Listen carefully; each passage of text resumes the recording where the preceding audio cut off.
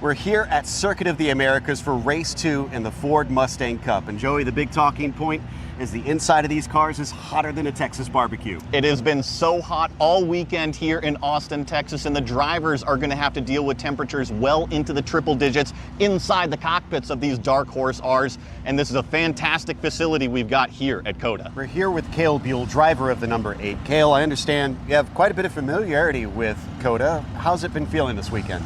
It's been feeling really good. I started out on this track as basically my first track to be racing on. I started with my 2018 Mustang, like I was telling you, at NOLA.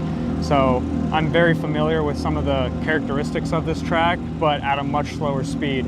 I was running typically 234s in my Mustang, and now I was able to do a 222 with this today. So much significantly faster than what I was doing. But it's nice because I get to race here this weekend. I get to go sleep in my bed where it's completely comfy. I don't have to worry about a hotel bed or anything. It's just nice to be able to only have a 30-minute drive out here and be able to be with a track that I like to call my second home. Well, speaking of being comfortable, I understand you're playing the national anthem this weekend. Mm-hmm. My family tells you you're very comfortable with a number of instruments. Yes, so the list has kind of gotten bigger and bigger every year.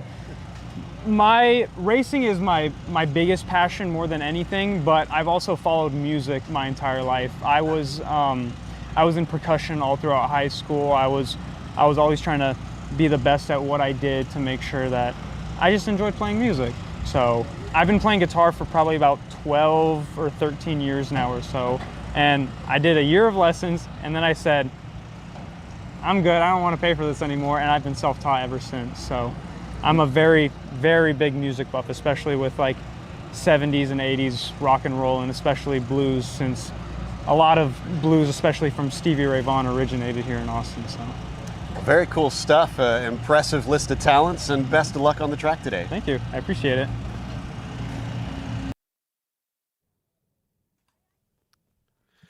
Well, the Miles Cup showed the drivers how brutal this track can be in the heat. Now they have to do it again today for the Parnelli Cup. So let's go racing in the Ford Mustang Cup. Hi, I'm Joe Peak, and with me in the booth is Roush Racing driver Joey Atterbury. Joey, man, I love seeing these cars on this track. It's a perfect fit. Yeah, it is.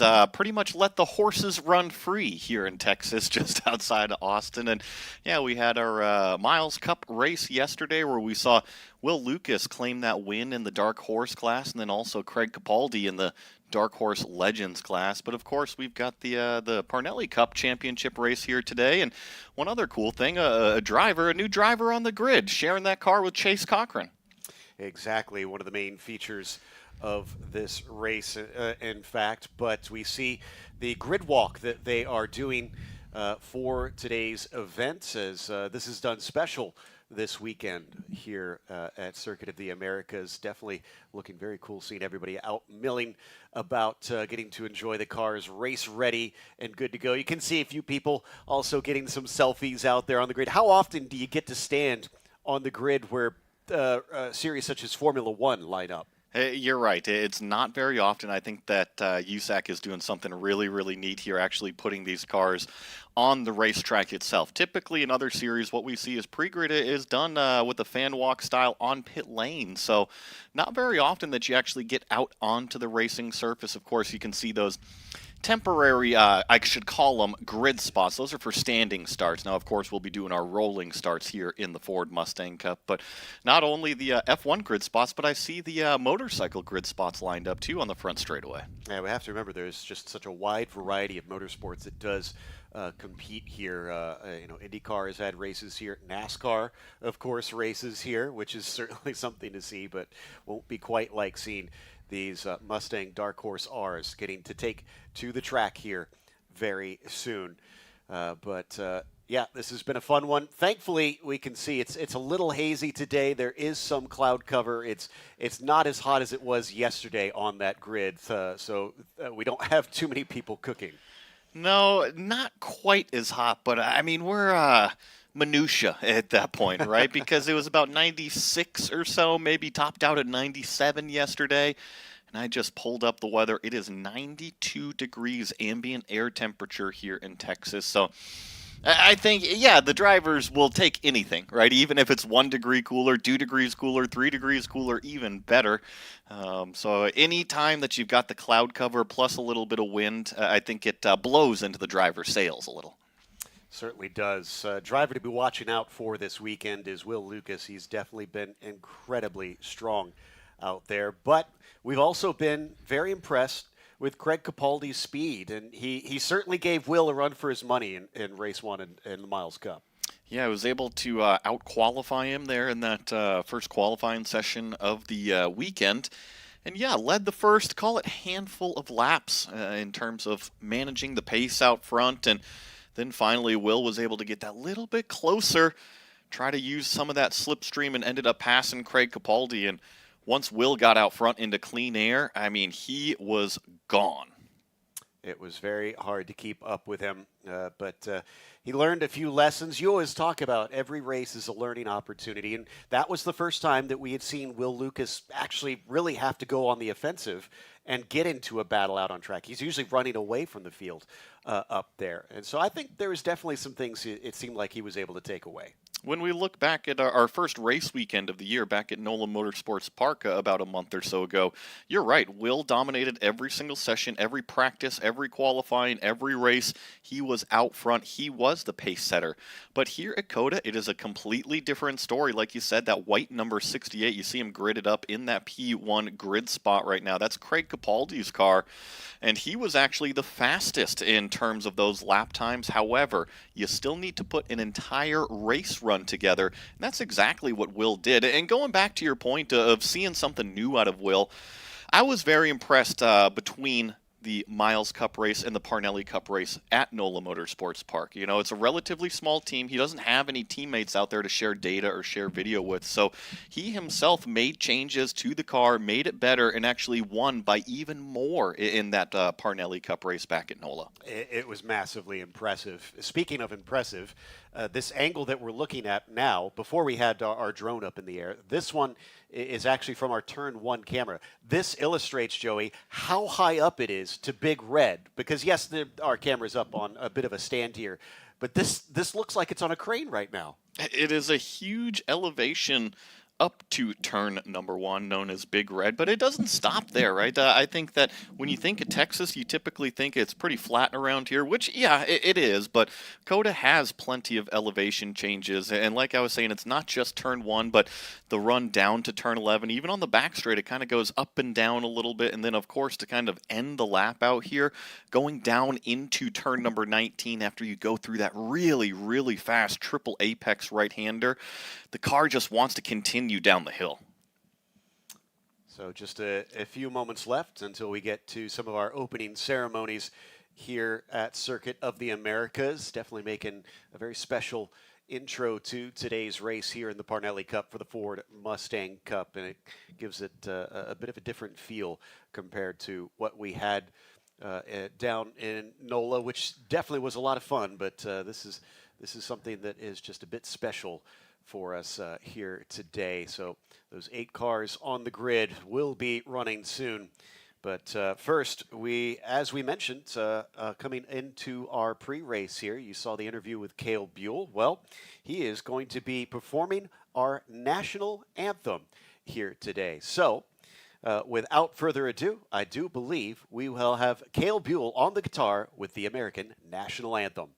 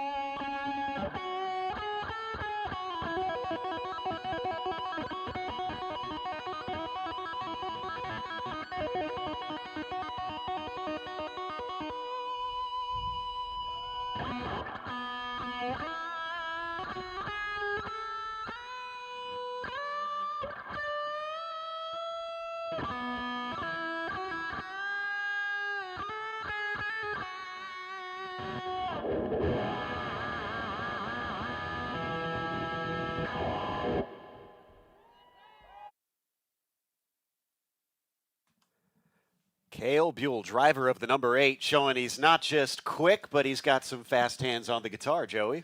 Yeah, that was an amazing rendition of our national anthem, and what a beautiful way to celebrate it here in Texas. Of course, that giant American flag up there at Big Red. One of the biggest flags I think I've ever seen.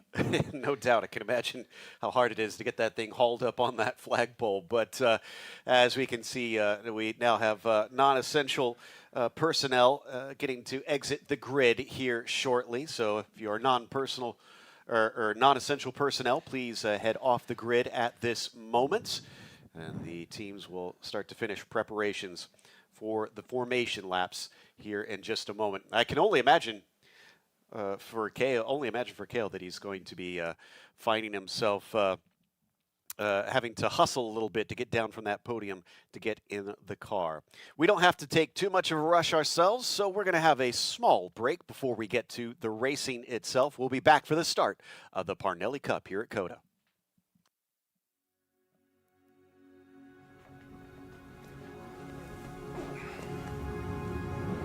All right, let's do this. I'm Kale Buell.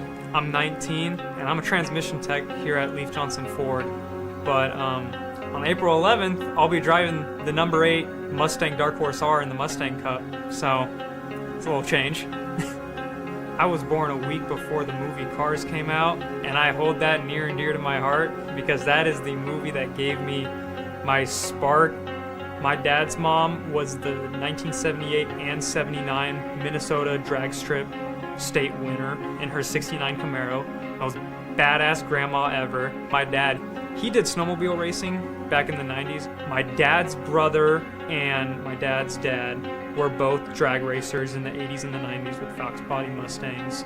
His dad was also a national champ 2 years in a row for drag racing in Illinois. And motorsport is in Buell blood. It's part of our existence, really. We got a big year ahead of us. It'll be my first year in motorsports, so this will be my first big jump into actually racing a car. So last year, Ford, they started the Mustang Challenge. It is a one-make series with everyone driving the Mustang Dark Horse R. It is the regular street-going Dark Horse that you can buy from the dealership, except it has a roll cage, race car suspension, wider rims and tires, and no stereo. So you can't blast Van Halen while you're doing a $180 on the back of Road America. These Mustangs embody American muscle, and they sound like NASCARs. Just wow! Because I don't have access to NOLA on a sim, I film study like nobody's business. Every day while I'm in that shop, every time I'm working on a transmission, I'll put my AirPods in, prop my phone up on my toolbox, and I'll just watch someone go around the whole track over and over and over again. Coming out of the last corner when we're all bunched up and the pace car goes in, 2x2 ready to go waiting for the green, kind of have like a Cars moment. I close my eyes, just tell myself speed, float like a Cadillac, sting like a Beamer. And once that green flag drops, it's just complete focus mode. If you see something and you know deep in your heart that you can make it, do it.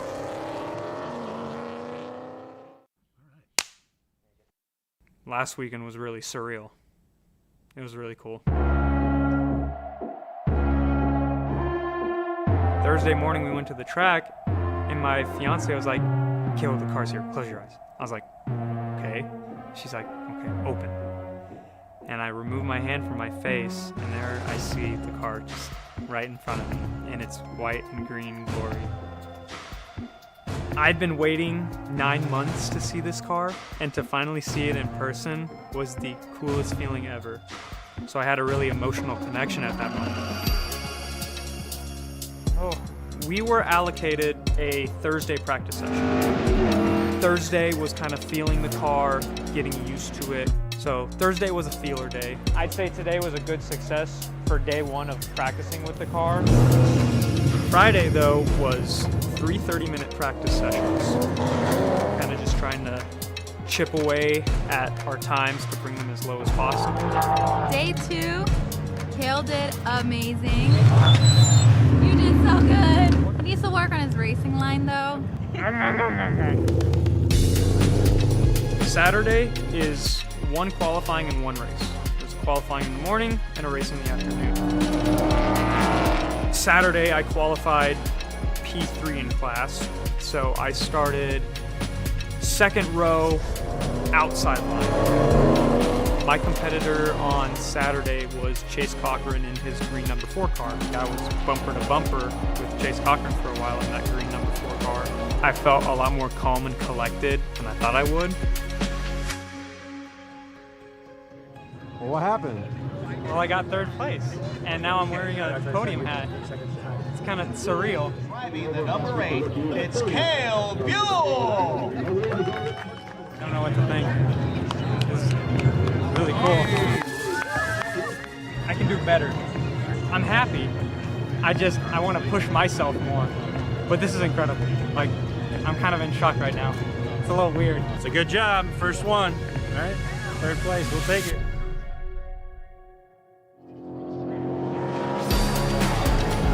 Sunday I was able to get that P2, but because we were out 1 car, I was still starting on the 2nd row outside lane. Will Lucas, he knows the optimal line. So I was like, I want to catch up to him. I know I can catch up to him, but Nick Smithers' nickname is literally the brick wall. I was stuck behind him. It was ridiculous, but I did get ahead of Nick Smithers after being halfway in the race. Well, we got 2nd place. That was pretty badass. Now I get to take home 2 trophies. Well, for my first race weekend ever, I took home 3rd place on Saturday and 2nd place on Sunday. So it was a little confidence booster at that point, but I could have got that first. There's more work to be done, especially with COTA coming up. I want to not only represent my community, but represent myself on my home track and take the win.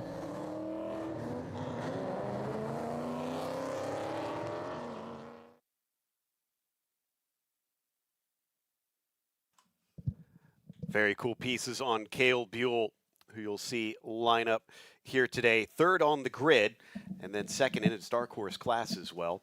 And we see them getting ready to take off behind the pace car before they will be released. There will be a formation lap, so just one, and we won't have to wait too long before we get going. And these 8 Mustang engines roar down into turn 1. Lights come on the pace car and starts to lead them away. So let's go through your starting order for today's race. And of course, we've got Craig Capaldi once again on the pole position, with Will Lucas starting to his outside. From there, it'll be Kale Buell starting in P3. Walter Bobko will be in the 4th position, and then John Strauss in the 5th spot.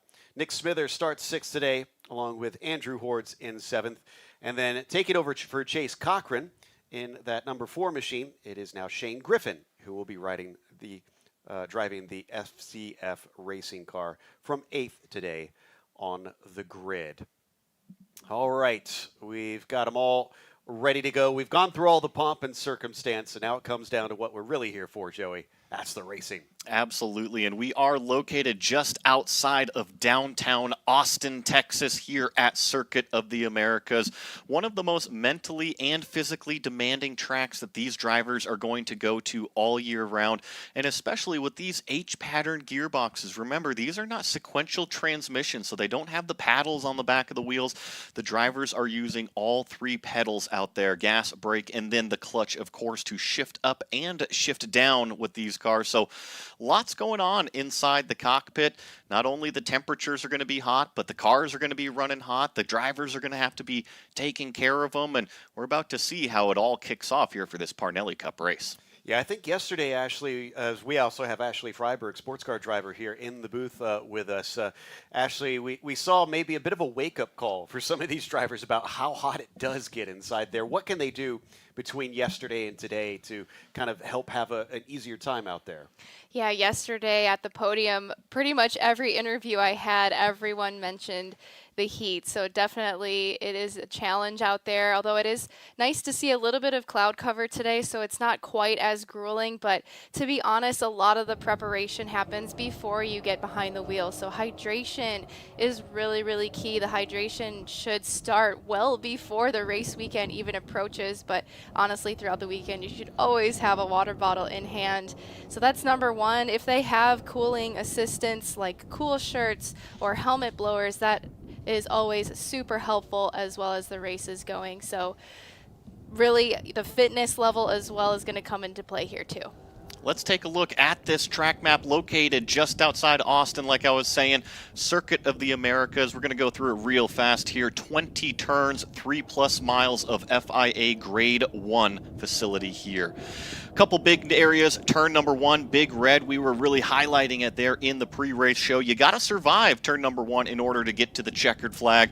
Turn number 11, all the way at the end of the track map, leads you out onto the longest straightaway that we've got here in Texas. And then, of course, turn number 20, Andretti Corner to round out the lap.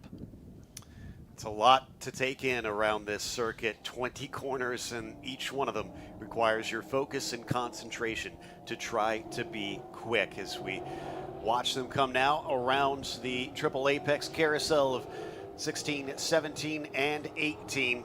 Drivers going to be so excited to go racing once again as all 8 of them start to line up. And we have a special pair of flag wavers today. For the green flag, it's going to be presented by Jeff and Diane Buell, the parents of Kale Buell, getting to wave him off to this race number 2 of the weekend with the Parnelli Cup.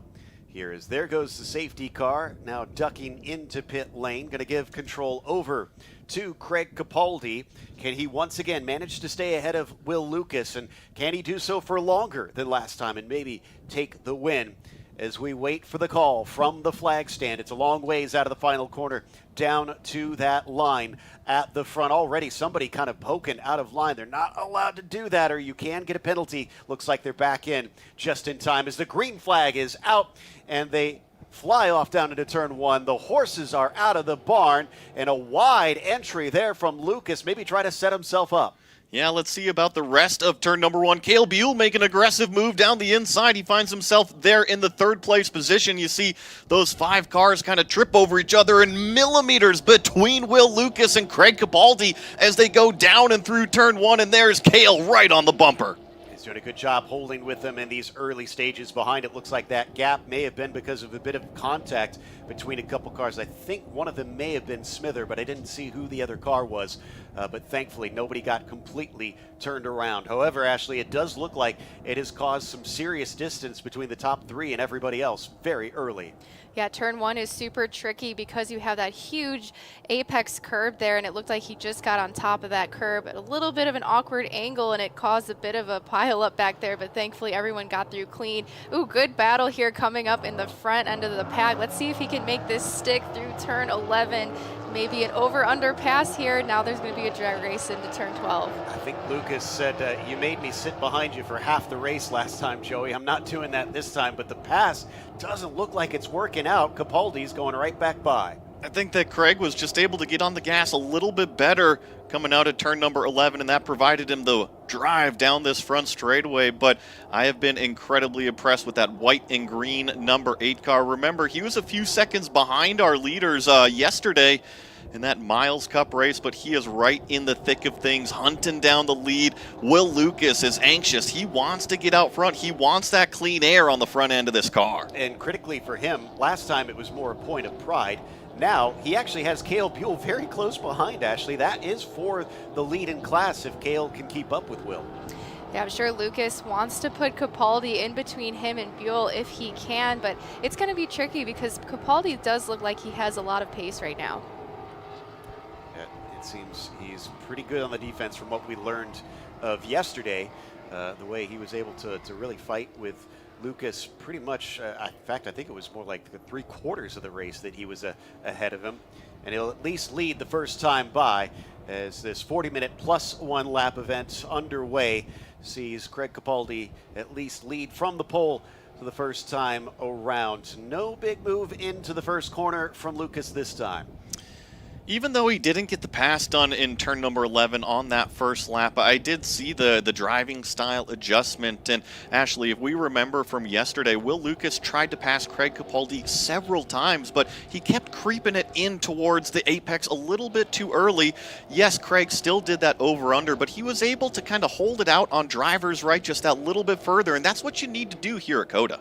Exactly. If you're the passing car, ultimately you want to control the car you're passing and where they turn in, also their apex speed. So once you get by them, it's really to your benefit. If you can kind of park the car at the apex, control their apex speed. Otherwise, if they have a big gap, they're able to roll that speed through the apex a little bit higher than you, and then that's how they're able to get that over-under done. So it's cool to see that he is learning from that those passes yesterday. Will he be able to jump ahead as we hop on board with Kale Buell, and you'll get to see that H-pattern shifter as he goes through the gears, Joey, down this long straightaway.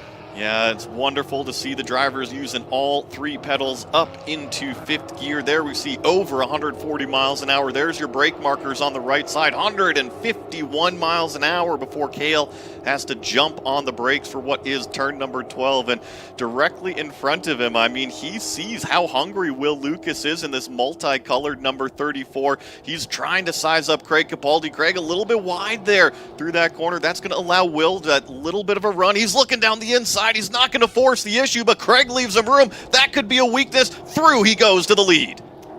Managed to get by a little bit quicker this time. Lucas has managed to get by, but will Capaldi try and fight back before we see Will scamper down the road? And that may have eaten up an opportunity for Buell because he's been close enough he could have capitalized, but unfortunately it happened so quickly it looks like it is just too fast for him to really pick it up. Crucially, though, he's still only, call it maybe 2 or 3 car lengths behind that white number 68. And as they go out onto the front straightaway this time, I see purple fast lap from Will, of course, a 223.8, 224.9 out of Craig, but a 224.2 out of Kale. Some quick times, especially compared to what we saw yesterday. Obviously, still picking up the pace. These drivers, especially now that we've got a little bit of that cloud cover over the track, but you can see the distance being put between the 34 and the 68 now that Lucas has the clear air. I almost feel like for Kale Buell, job 1 now is let's keep up, see if maybe we can attack Capaldi. I think there's always structure to your race. Obviously, you need to get through lap 1, need to get through turn number 1, but once you get those down and through, you just got to focus on what you can do with your performance levels out there on the racetrack. And this is a great track position for Kale. Really, we haven't seen him up towards the front in one of these races. And as a driver, knowing that you're at the front, this is a learning experience, and he is relishing it. Definitely is. Doing a fantastic job. He says he has quite a bit here, many laps around the circuit, just not in a car quite as quick as this one. And coming down that back straightaway. We saw a lot of this yesterday as well. Usually you expect drivers to be in the slipstream. We got some problems with Kale Buell's car. I'm not sure exactly what happened, but you see him already off pace on the back straightaway here. See the hood flapping around a little bit. There is some debris coming out the back end of the car, and it's definitely sitting on the racetrack right now. I'm not sure what happened, but a problem with this number 8. That is very, very strange. That's a big shame to see because he was having such a great race. But what this does do is it allows Andrew Hordes now to jump up into P2 unless something can be done about this car. But based on what we're seeing, I highly doubt it here. Yeah, and you know, I'm being purely speculative here, but maybe it's a suspension gone wrong or maybe a tire gone wrong or something like that. But what I do enjoy seeing is, do you see the heads up from this young driver? He is looking in the mirror. He does not want to affect anybody else's race. He's a little bit on the line here, but that's because he knows he's got plenty of gap before John Strauss pretty much comes up in the rearview mirror. So we'll probably see him head down pit lane. If it is just a tire that somehow managed to shred itself, then hopefully he can get back out on the track. And There is debris out there now. It looked like it was mostly kind of in the middle of the track, so I don't know if they're going to call the full course yellow to clean that up or what. And, you know, it was a very small piece, but I saw something, I don't think it was out of the 34 car, but it was definitely on the front straightaway as well. So once we get our camera shots back around to the back straightaway here in probably about 30 seconds when our leaders get over to that turn 11, 12, we'll see exactly how extensive that debris is. That's the critical part. Hopping on board with Shane Griffin, currently running 8th on the field right now, and will obviously inherit a position now that Buell has headed into pit lane. Shane sharing this one with Chase Cochran. He told us last time out at NOLA that he's sharing the car so that Chase can kind of help teach him how to find him speed. So each and every practice session we have seen Griffin just bit by bit, finding out how to go quicker and quicker. I think that one of the nice parts about this Ford Mustang Cup is having 2 championships, right? We've got both the Miles Cup Championship as well as the Parnelli Cup Championship. And really, we're typically used to 2 races per weekend, but it is 2 separate championships. That's what allows Shane Griffin to hop in the car here on Sunday. And there we see the shot of the debris on the back straightaway. Hopefully the leaders are aware of it. Looks like everybody's going to navigate around to the right side, and of course saw the corner station holding out the debris flag as well. Yeah, so those that aren't as familiar, that's not as commonly seen, or at least highlighted. That yellow and red striped flag is just letting the drivers know there is a dangerous condition on the track surface itself, but doesn't merit a full yellow flag, at least quite yet. Is Kale, he says pit out. So, I saw that too. Yeah. So he is returning to the track. That might be something with the tires then.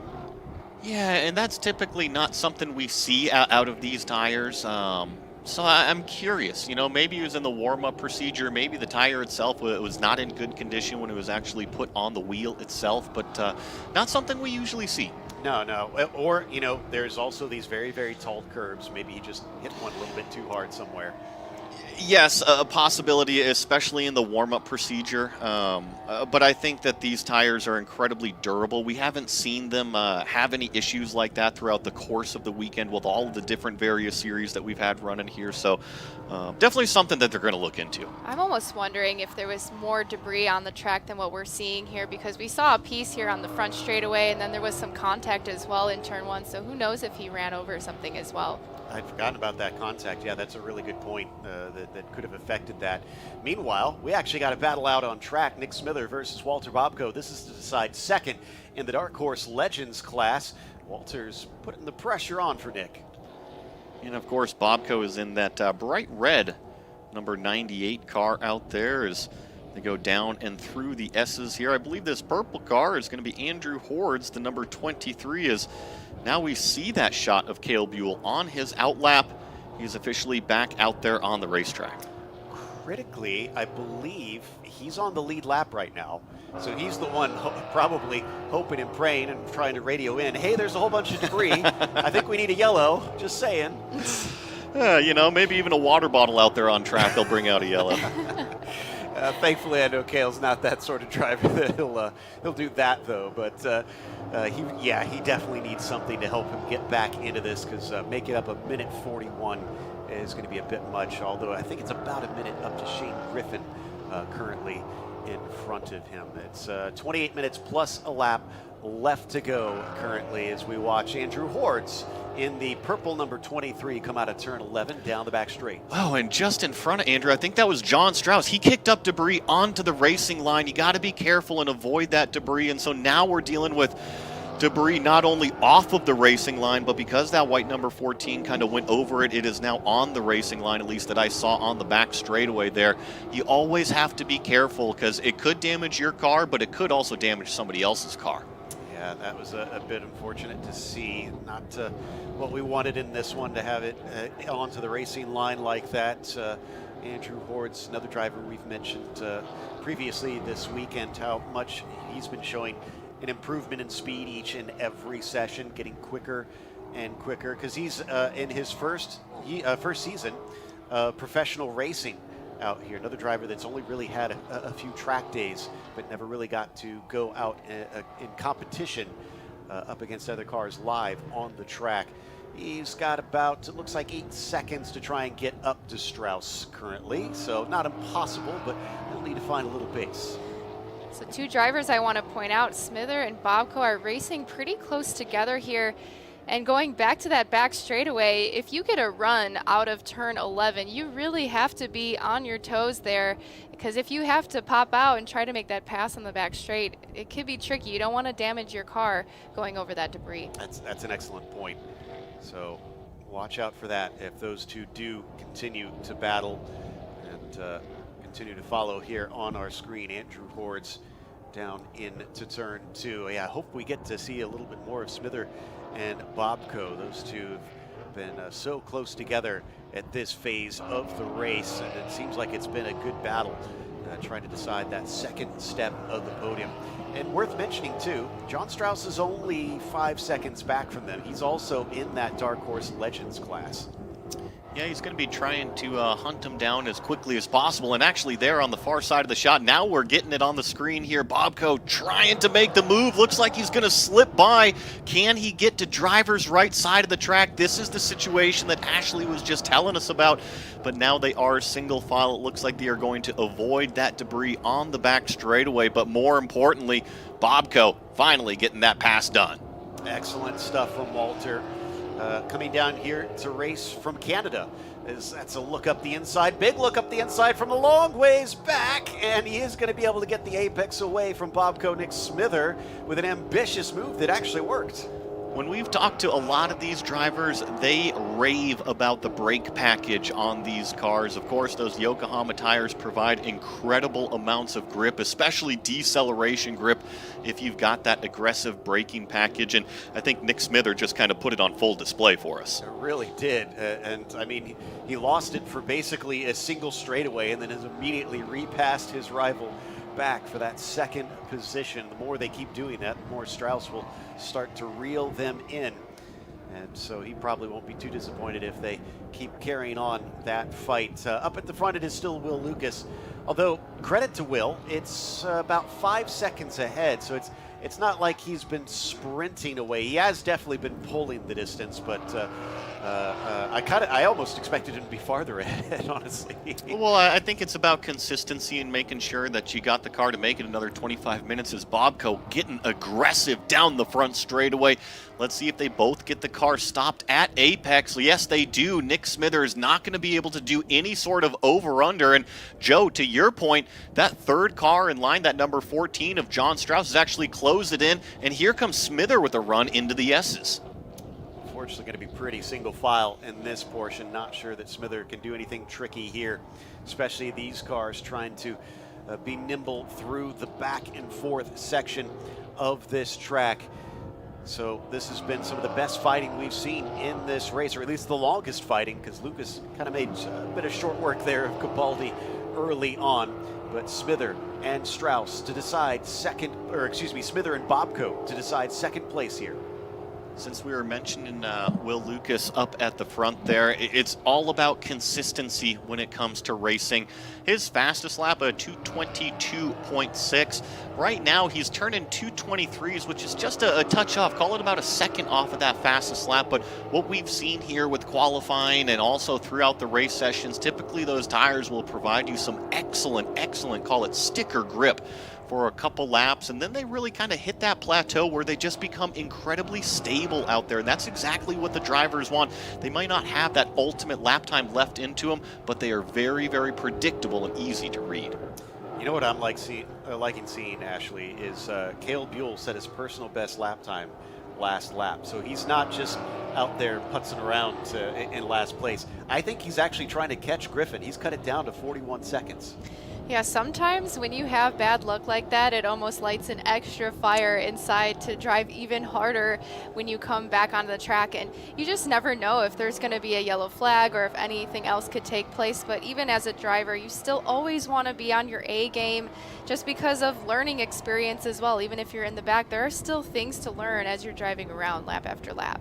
See if he can manage to cut down. It was significantly quicker last time by than Shane Griffin. So there is the possibility that we could see Buell still make up one of those positions. Griffin, though, will not be in the same class as he is part of the Dark Horse Legends. It's Andrew Hord's the one he is mainly looking to try and get by to make up a spot, and that would be for second place. We only have 3 of our Dark Horse class cars out here today for this run.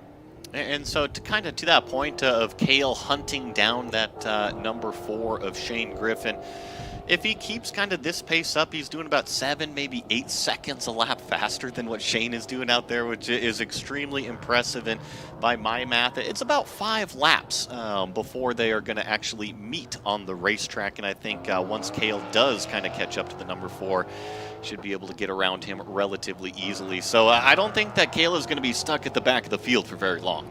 Interesting note, I just noticed 58 was given a warning for blocking. That is Smither. I'm guessing that may have been on the front straight because I know he kind of moved to the side there. Now, for this series, the rules are that blocking is reactionary moves to try and defend. You can defend, but you must do it before the car behind decides which way they want to go.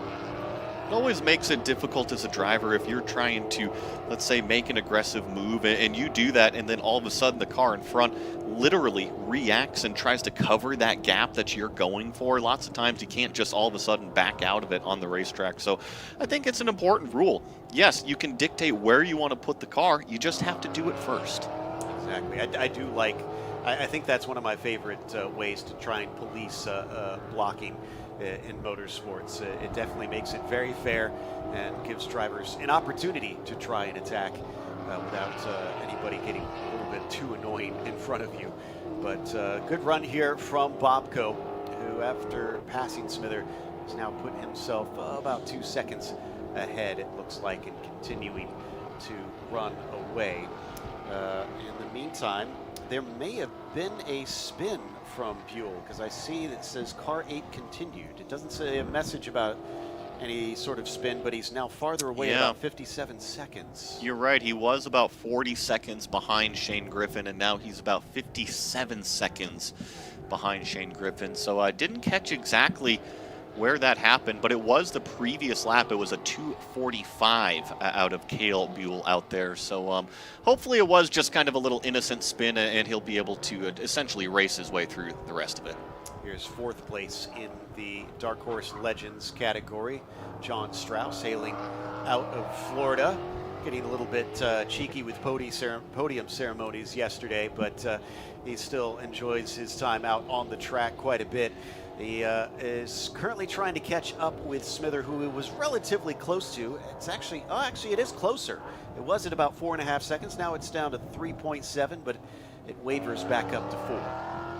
So how my brain works when watching racing, I look for differences, look for little things, look for differences, and there is a difference on the number 14 on the nose of the car. If you look on the front right side of the front bumper, I definitely see damage on there, maybe even missing a small grill piece on that number 14 car.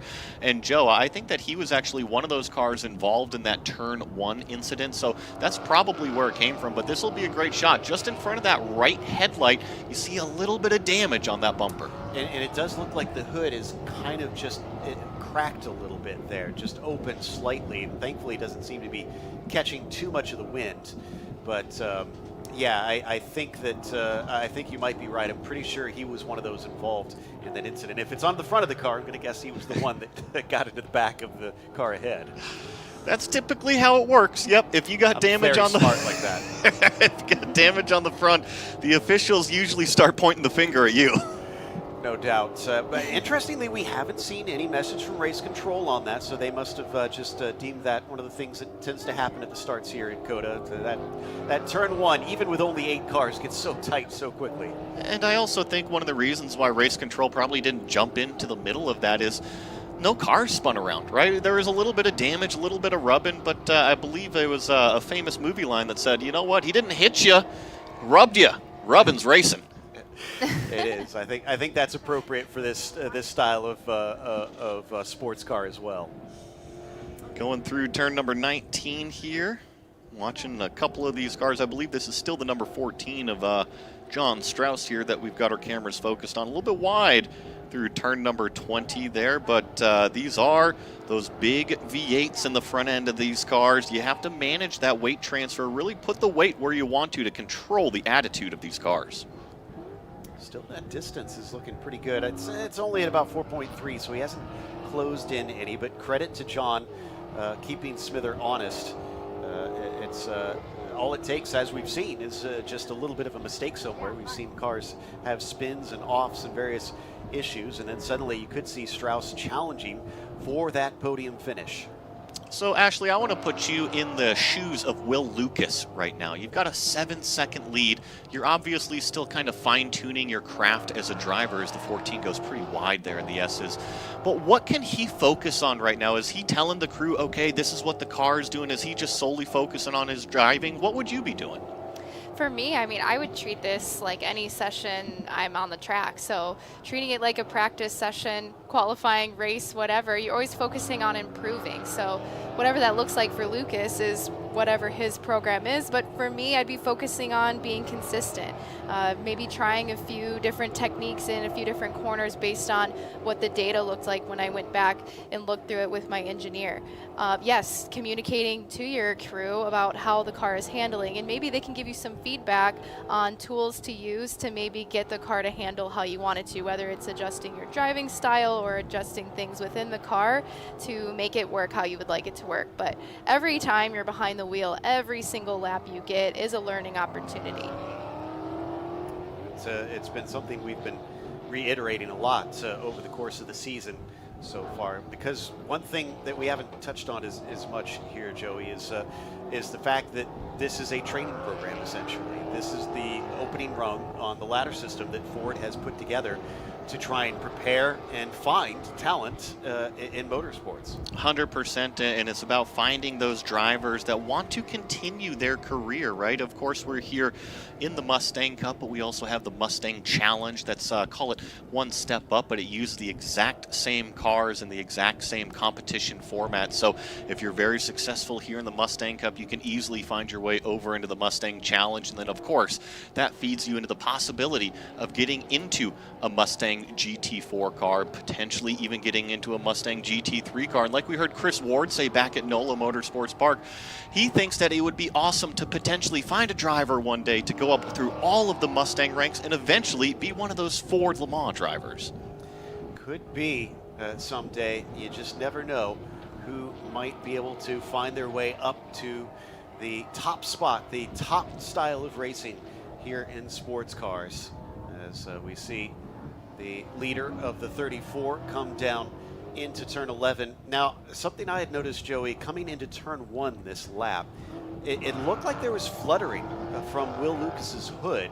So hopefully that's nothing serious, but I don't know if maybe somebody forgot a pin or something. You got to remember, these are composite parts around this car, and that hood has quite a bit of flex on it. And now they are held down by multiple hood pins on the front end of the hood. So if it's kind of lifting up and creating an air gap between the hood and the front bumper, that's definitely something that's going to kind of rattle the nerves of the driver. But we typically see, at least in the cockpit, hood fluttering is a pretty standard thing. Some hoods do it a lot more than others, so I don't think that Will is too worried about it. But if it starts becoming a progressively worse problem, then yeah, definitely you need to take notice. See if we can get that camera down in turn 1. Nice tight shot on that car this time again. See if it shows up once more. That gap between Buell and Griffin down to 44 seconds once again, but he unfortunately lost so much time initially. I think he may have ruined his chances of maybe trying to catch that number 4 car. But we'll see what he's capable of, because there's still 13 minutes plus a lap to go. So here's the start of the straightaway. It's going to have to wait until we get to the end of it to really see if it's still showing a little bit of movement. Here we go, coming up into Big Red. It's definitely not doing it as much this time, but it was more pronounced last lap. So that's a good sign then, if it's not regularly doing it. Yeah, but to your point, you do see the seam in between the hood and that front bumper there. So it does look like the hood pins have securely fastened the hood, but it might be something that the team will take note of and say, we need to actually adjust these, make sure that the hood gets completely closed, because remember, aerodynamics are incredibly important. Now, these cars don't have giant wings or giant splitters, but the smoother the air can move around the car, the more efficient it's going to be, the better it's going to be cooling that radiator. So you always want good airflow in a car, no matter where it's going. Yeah, race car's best friend is good aerodynamics, that is for sure. Getting a message from race control that the number 14 spun and continued. It sounds like turn 9, so that's up at the top of the hill that we just saw our leader go through. Strauss would be that 14 car, and I'm looking at the time on our tower.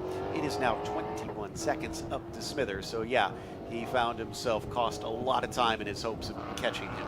Something else that just caught my eye, Craig Capaldi just went purple in terms of his fastest lap in the Dark Horse Legends category, 2:23.9.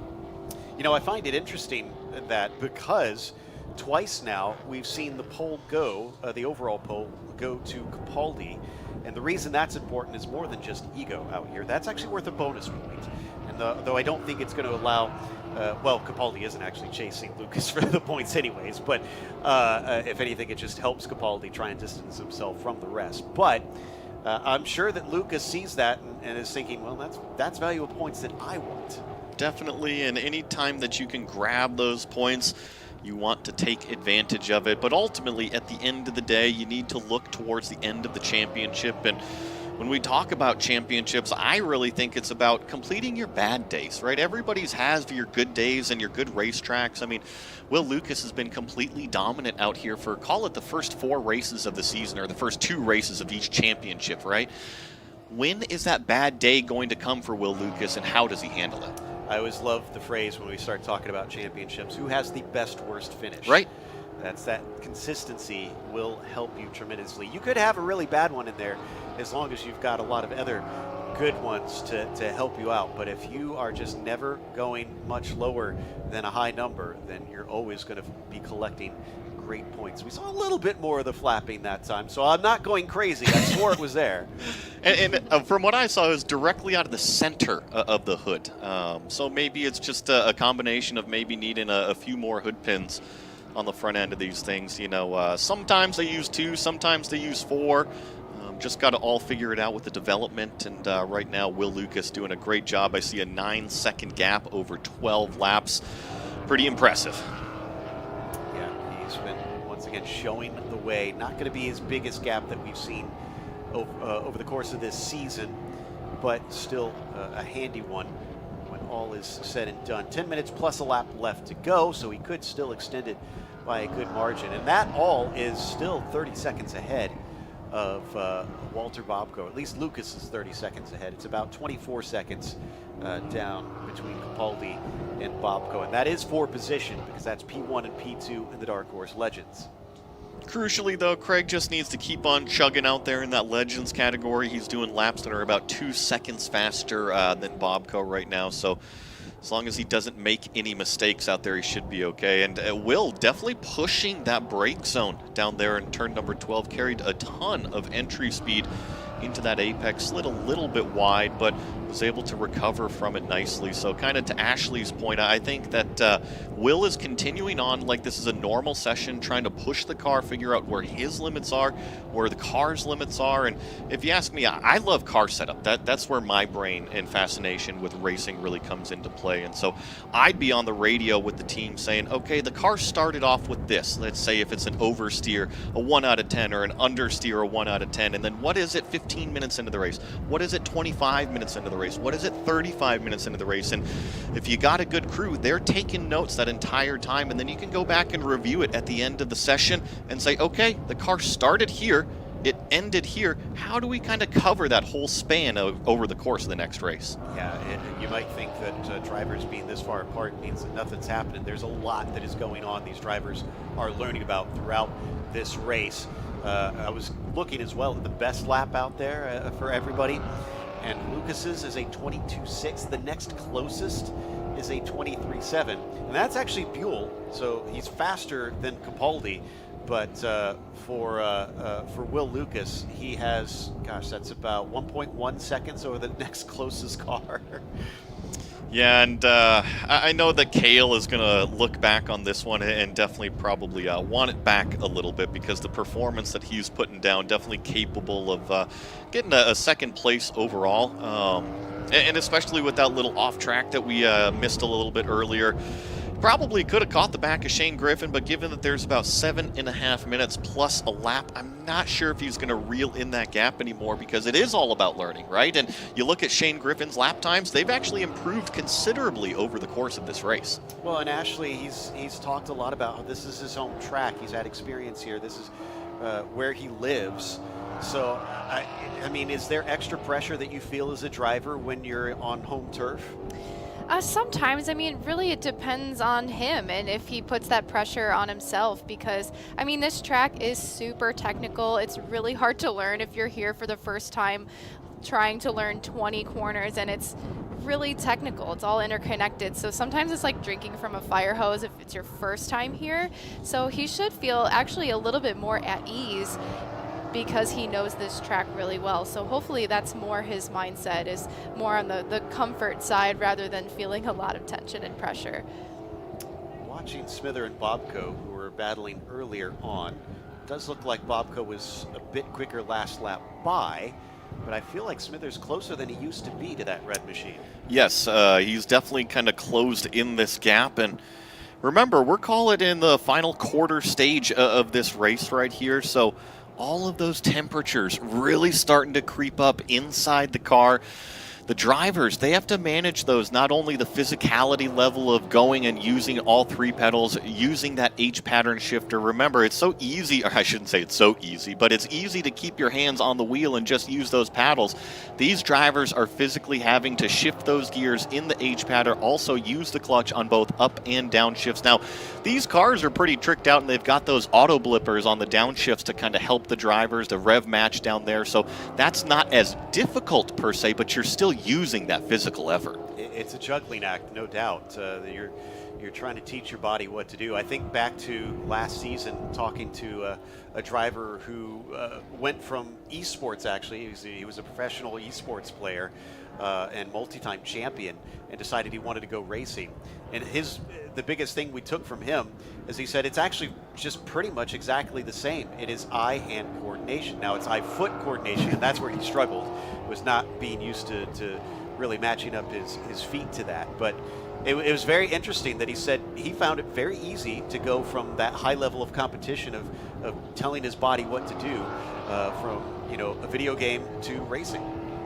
Sometimes it's just performing at that upper echelon, at that upper level of whatever sport you are. Obviously here in sports car racing or esports, doesn't matter what it is. And you're right that eye-hand coordination is incredibly crucial here in racing. I mean, how many times do we see those Formula One drivers do the pre-race, and how they're kind of increasing those reaction times? That's exactly capable here too.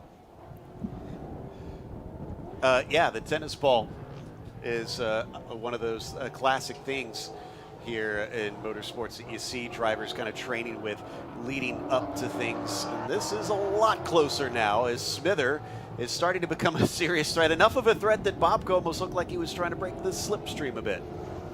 A lot closer this time around. If anything, I would say, oh no, and Nick Smither just ran over that debris on the back straightaway again. I think it was Strauss the first time, but Smither taking a look down the middle of the track. He is really deep on the brakes, but thankfully brings it back over to the racing line. Bobco a little bit deep down there in turn number 12, just allowing that white and blue number 58 to creep it closer. 4 minutes plus a lap, and we got a race on our hands to try and decide the second spot for the Dark Horse Legends. Can he manage to sneak by? No longer has to worry about Strauss. That was part of the issue earlier on in the race, Ashley, is if Smither tried to make an ill-fated move, he could find himself losing a position instead. Yeah, it's interesting. Just a few laps ago, Bobco had about a 2-second lead over Smither, so I'm not sure if the heat is starting to get to him there, but definitely Smither closed up the gap quite a bit. Now, don't forget, we have all that debris on the back straightaway, so they really have to strategize how they're going to make this pass work. kind of watching as well Kale Buell to see if he could maybe somehow make it. If he gets within about 10 seconds, that's what he lost from his spin. So he'll be kicking himself if that's what cost him at least a chance to maybe make it up to 7th before this race is over. But he's about 25 seconds behind at this point. Still a couple laps left while Will Lucas just continues to lead the field. Responding, Bobco now puts some distance between himself and Smither. And speaking of that same driver that you were mentioning of Kale Buell and kind of that 10-second difference from that little bit of off-track incident, the problem that he's got right now, he is laying down incredibly consistent lap times, but the car that he is chasing started out a little bit off pace, but every single lap that goes by seems like Shane Griffin in that bright green number 4 car out there just continues to get that little bit faster and fast. Shane's last lap time was his fastest at a 2:28.4. So what was about a 7-second difference in lap times between the two has now come down to about 4. Discovering tricks at every corner and just finding out how to go quicker at this circuit. Once again, the 58 closes in, and at a very important point on the track as well, out of turn 11, but doesn't quite get the launch that he needs. It's so important to focus on these corner exits. After all, with road racing, we're kind of glorified drag racers. The longer that we can make those straightaways, the better off we are, right? That means the faster we can go in terms of the top speed. The potential of passing is always there down the end of those long straightaways. So that's the key most of the time in road racing, is focusing on the corner exit. Now here at COTA, we've got so many corners that come one after another. It's a little bit of a toss-up on what you want to do out there. If you got one corner after another, it's more just a natural racing line versus these slower hairpins that lead out onto those long straightaways. Being this late in the race as well, that precision is going to come into play as well. So we're seeing each driver kind of going back and forth. One person's a little bit off the apex, and then it happens to the next. So I feel like whoever can be the most precise all the way through to the end of the race here is going to be the one on top. That was just a little shot of Shane Griffin there in the green and black machine, still circulating in 7th, while this battle for what is 3rd overall is 2nd within the Dark Horse Legends class. We got 2 classes out there. If you haven't picked it up, the blue boxes, those are going to be your Dark Horse Legends. The red boxes will be your Dark Horse category. And up into turn 1, an early turn in, that sin you keep mentioning there, Joey. Bobco just being tempted by the apex. It's so easy, and when you come up into turn number 1, turn number 11 is shaped very similar. The track physically widens, and you can see the apex over there. Not only that, but you're going uphill, so you really feel like you've got a ton of weight on the front end with the deceleration and just gravity kind of helping you slow the car down. It is so easy to kind of cheat the car over, just that little bit of steering input, and Ashley actually nailed it when we were talking about it the other day. As soon as you move your eyes, your hands follow as well. So as soon as the driver shifts from looking in front of them to looking at that apex, naturally the hands are going to follow. And to add to that as well, in Smithers' case, you don't want to be staring too much at Bobco. You want to make sure you're driving your own line. Like what he's doing here is perfect, setting up that turn in nice and late so that he can get a good exit off. And look at how much better his run is off of turn 11. So your eye usage behind the wheel completely dictates where your car is placed. Now, the clock is down to 0, but we're waiting for Lucas to go by, and I think he may have actually gone past the start-finish line shortly before it came to 0, so we're going to get quite a bit of extra time out on the track. He is in the final sector. Good catch on that, Joey, so we'll get that right now, actually. Yeah, I believe this is our leader taking that white flag you see from the timing and scoring stand on the front straightaway here. So Will Lucas has 20 more turns and 3+ miles to navigate here for his 2nd win of the weekend. I know it's going to be a small crumb of comfort for Kale Buell, but despite his problems, he's remained on the lead lap this entire race. So he's not going to go a lap down. He'll complete all laps of the race as he comes around and takes that white flag. It's just maybe going to be a bit of a bitter pill, unfortunately. Capaldi, again, doing what he does and taking home victories, not only in Dark Horse Legends, but looking like he is going to get another second place overall. If he can't catch Will Lucas, at least he can be quicker than everybody else. That's always what you want to be. If it's not fastest in class, you want to be fastest manufacturer. And of course, we are all racing these Dark Horse R's out here, so it is about being on top of that Dark Horse class or that Dark Horse Legends category as Will Lucas. There's actually Kale Buell going down the the back straightaway here at COTA, as Will is about, call it 10 seconds behind that white number 8. Will is, in fact, on that last lap, drives by that debris, says, okay, I've made it through, car's still good, let's keep it hanging for the last half of the lap. And critically, he didn't lose second place this time. Remember, that was part of what cost him so much time at the Miles Cup race on Saturday, is he got passed, and so he had to get by 2 cars instead of just attacking on Capaldi. This time that significantly cut down the time he was left to mess around with our leader, and he made short work of it this time. He's learning each and every race, which makes me wonder, once he's done with this season, are we going to get to see him next time, or is he immediately going to graduate? As a driver, you always want to move on to bigger and better things, no matter how many friends you've made along the way. It is your career after all, and Will Lucas is a young driver here in this Ford Mustang Cup. I'm sure that he's got his eyes set on a Mustang GT4 ride one of these days. He's well on his way. Certainly looking like he's got great speed in that car, and coming down into the braking of the final corner. It has been a sweep in all 4 races so far this season for the Ford Mustang Cup as Will Lucas takes the win at COTA. Some flash of the headlights there to the crew, signaling great job to everybody. And here comes that white number 68 of Craig Capaldi. He is going to win in your Dark Horse Legends category. A nice run, only about 10 seconds behind, so he's also doing his best to keep up with Will Lucas. In fact, I think that may have been one of the better gaps we've seen from him up to our leader. We now wait to see who comes out ahead between Smither and Bobko. They've been close.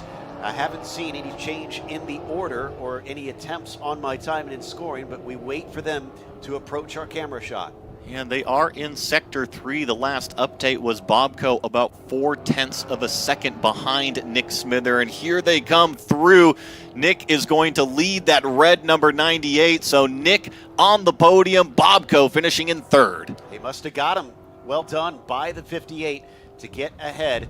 And so that leaves Strauss off the podium, unfortunately. Still waiting for Hordes, who is looking at a 2nd place in the Dark Horse category here.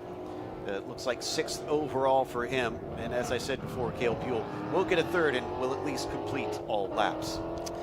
Just waiting here for this white number 14 car to finish this lap. He is in Sector 3, as well as Hordes, Shane Griffin, and Kale Buell. And kind of to your point, Joe, it's good to see not only Kale have that comeback drive to stay on the lead lap, but we have our entire field on the lead lap.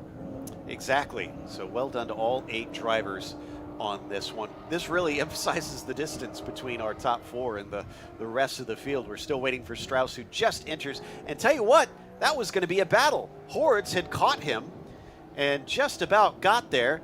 Looks like his turn signal was a little stuck on in the process, but I'm sure he got distracted in the excitement of catching up to the 14. Sometimes you just need to get some Whataburger here in Texas, especially after you get that checkered flag. There goes Shane Griffin in that bright green number 4 car.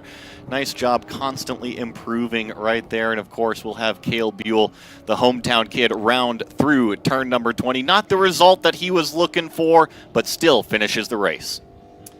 So let's go through our finishing order for this one. Our winner, as we said, was Will Lucas as he leads the Dark Horse drivers. Dark Horse Legends sees Craig Capaldi win and finish 2nd overall. From there, it was P2 for Nick Smither in the Dark Horse Legends. Walter Bobko was P3, rounding out that podium. John Strauss, P4, the Dark Horse Legends. Then you get to 2nd in the Dark Horse cars. And that is Andrew Hordes. Then Shane Griffin was P5 in the Dark Horse Legends, and Kale Buell will finish 3rd today. We'll have our podium ceremonies for the Ford Mustang Cup, Parnelli Cup race here in just a moment, so don't go away.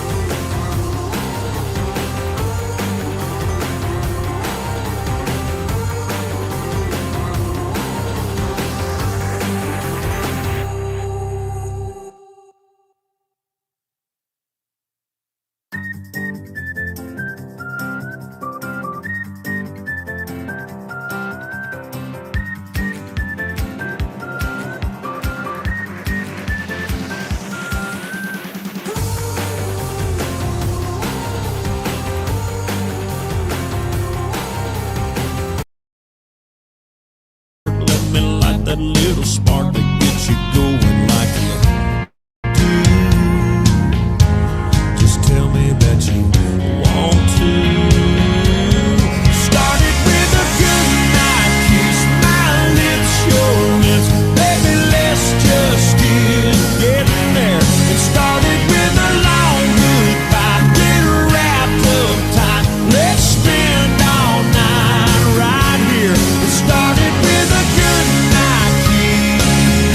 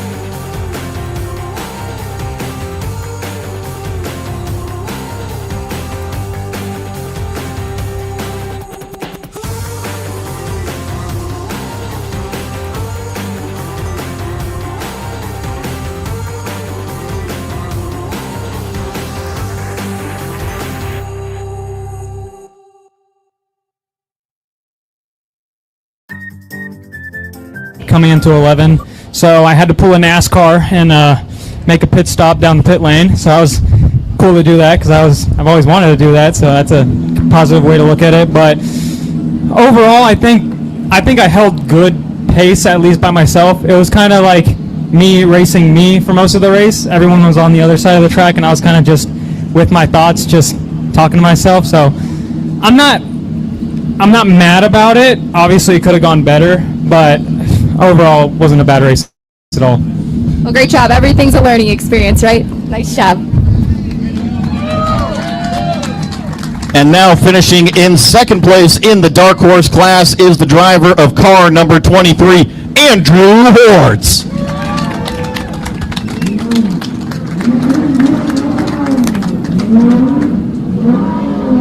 All right, Andrew, I'm going to come up here alongside. Congratulations on your second place today. How did the car feel for you today? Was the heat an issue at all, or did it feel pretty good out there? Car felt great. We had a head gasket blow yesterday, so we were dealing with that.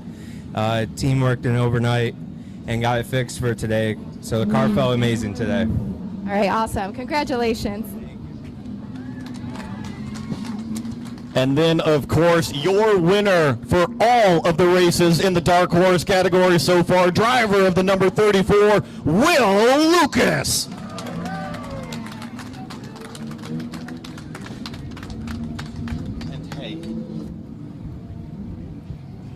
All right, Will. Great drive today. Overall, P1 today again as well.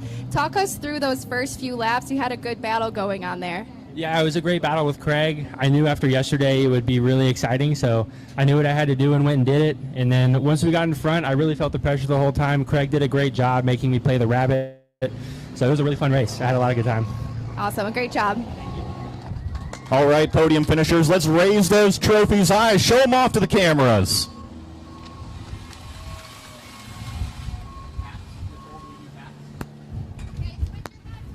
All right, and go ahead and switch on over to those Yokohama tire hats for us. And raise those trophies high again.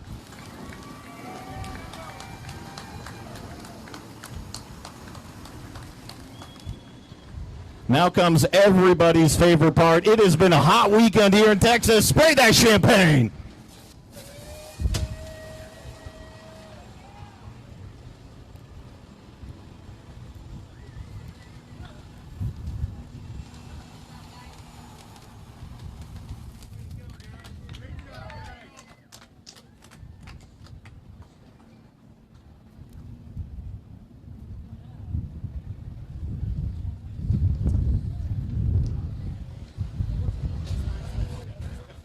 Next up, we are going to bring your podium for the Dark Horse Legends class. Third place is that number 98 car of Walter Bobko. He is not going to be here for the podium celebration, so we'll just go on over to the number 58 car. That is Nick Smither finishing in second place.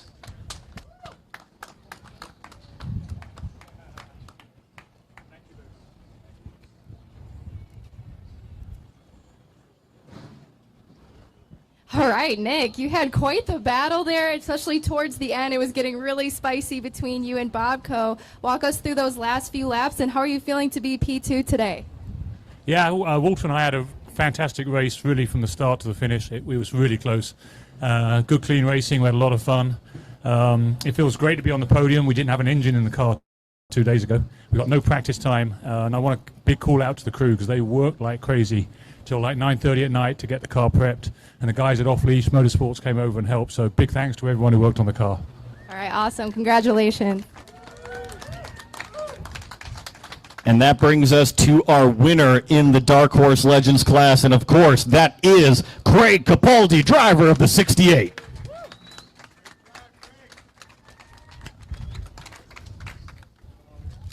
I'll stand next. Come up with me? Yeah, sure. Don't tell my wife. All right, Craig, P1, 2 days in a row. How do you feel? What was your race like today? It was pretty uneventful. Kind of get out there. As soon as Will got by me, I knew I had to kind of try to keep him in check. Did the best I could there. Obviously, congrats, Will. Nice job. After that, I just kind of cruise mode, put my head down, But once again, I got to thank all my guys for all the hard work they did, and Leaf Johnson Ford for making sure we got here this weekend. All right, awesome, you guys. Congrats. All right, guys, why don't you raise those trophies nice and high? Show off that some of that hardware.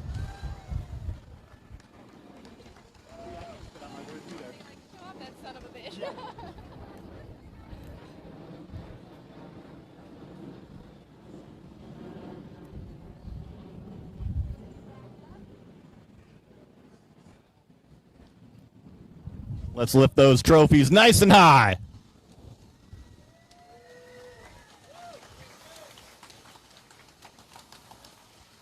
A great job to our Dark Horse Legends podium. And Nick, we are going to keep you around here right on our podium because, oh, I'm sorry. You know what? Yep, jumping ahead of myself here, Craig. My bad. Let's go ahead, pick up those bottles, cool everybody off by spraying that champagne.